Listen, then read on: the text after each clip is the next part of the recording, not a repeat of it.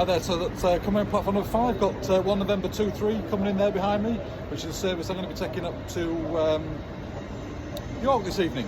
So, fingers crossed we have no more delays going back up this evening. I was 45 minutes late getting into King's Cross because we had a broken rail at Peterborough, so we had to change a couple of lines onto slow lines and do some manoeuvring around other trains that were stuck.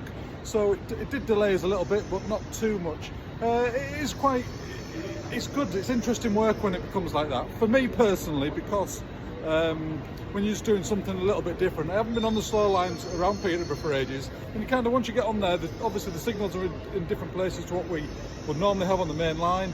They're all a bit staggered, and then you've got to work out where you're going to be coming out, where the next train junction is that it can put you out. Then they might pass you that one, and then they'll put you out at another one. So you've always kind of in your mind, you're working things out, how to do it. So he did put me out at just before Peterborough platform. It's 15 miles an hour, and so my next signal after that, when he give me one single yellow, my next obviously one is going to be red. It was a 15 mile an hour set of points. Then you go crawl through the station at Peterborough, platform number 3, just at, I was doing like 5 miles an hour because I didn't want to stop in the platform because there was lots and lots of people out because of the delayed trains, and that wasn't one of my station stops, and I can't just stop there willy-nilly and start picking up passengers because we've got to have special authorisation and things like that to do that, which have got to come from our control at York. So then the signal came off, and it came off to green, luckily, so they powered away.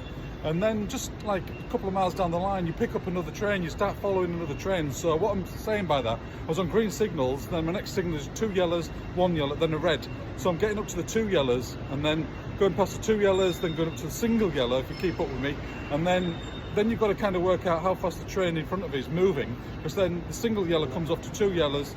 Then ideally, defensive driving, we drop back and run on green signals, but you've got to keep the job moving. You've got to use your common sense here.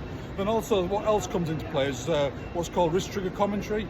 When I start running on green signals, no matter what time of day it is, if you're tired or anything like that, it doesn't matter, because you've just got to be aware of what's happening. You can get yourself in a bit of a tiz by following another train, and you're just like saying 2 yellows, and you point at the 2 yellows, and then you put single yellow like that, and then you just kind of drop back, just to remind it to yourself, because in between that mile, some of them around bends, you can't actually see the next signal, so you just got to give yourself a bit of a reminder about just something that absolutely logs into your head. The problem is obviously remembering what you've said, but hey ho, you know what I mean. But it's just another little thing that we use when we start running on restrictive aspects. But the ideal opportunity for us really is to run on green signals. So we do drop back, and I did, but it was good. There's some places I was doing like 95 miles an hour on the 2 yellows.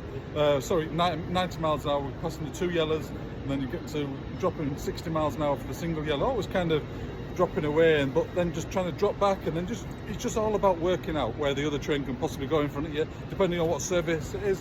It's just not always an Lner service doing 125 miles an hour. So I'm just trying to minimise the